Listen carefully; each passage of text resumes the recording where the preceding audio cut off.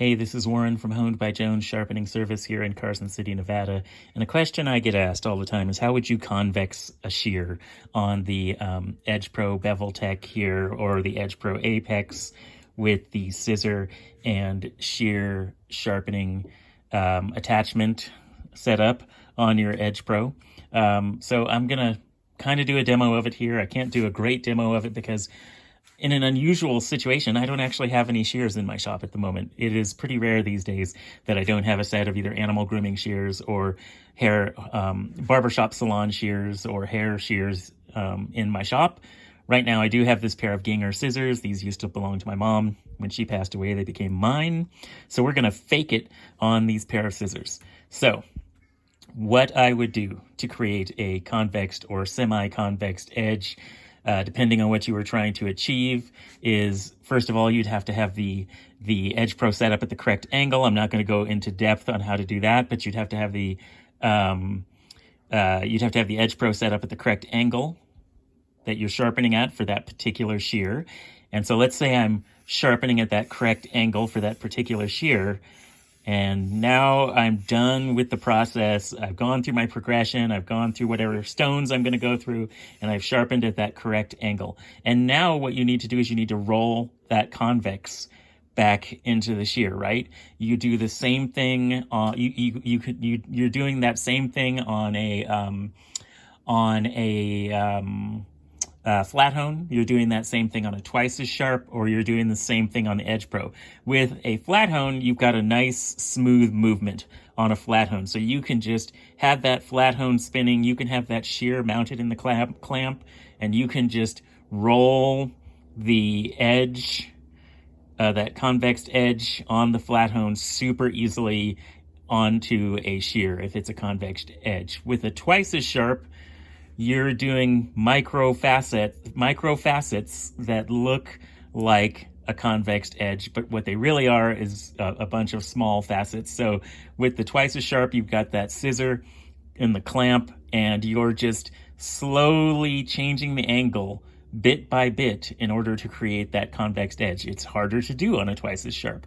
With the Edge Pro, with the scissor and shear sharpening attachment, it is similar to the twice as sharp. You're going to have to continually change the angle that you are. What I do is I use a very fine stone followed up by a stropping stone, we'll call it, and I can change the angle at very small increments.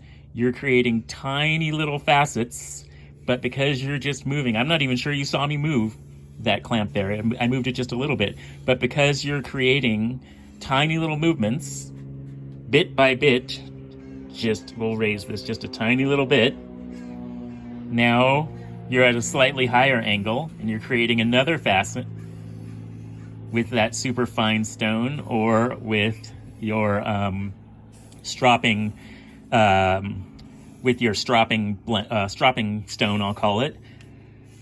So you could just be stropping that convex in rather than actually using a stone to do it, right? And then you could be rolling that angle just a little bit higher, and you're creating a new micro-facet, and you're once again rolling that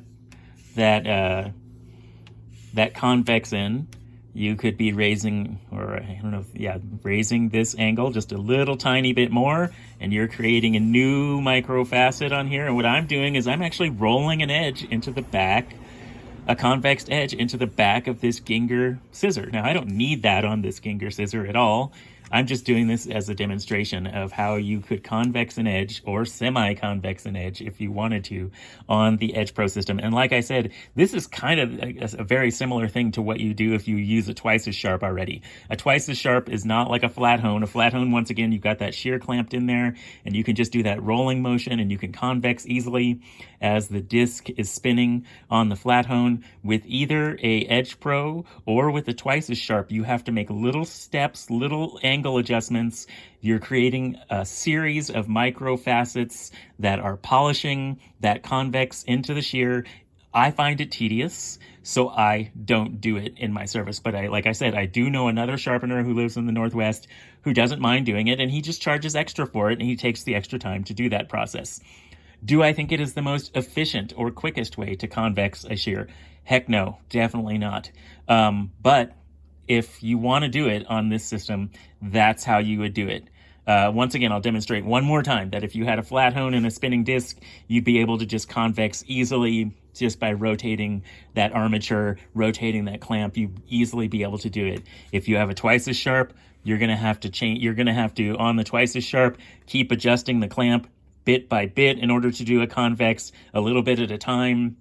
And that's how you get those micro-facets that give the appearance of a convexed edge.